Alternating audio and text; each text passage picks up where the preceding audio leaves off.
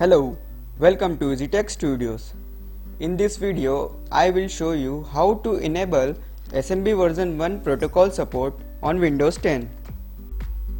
You can see that when I am trying to mount my share, it says your system requires SMB version 2 or higher. To fix this, just follow these easy steps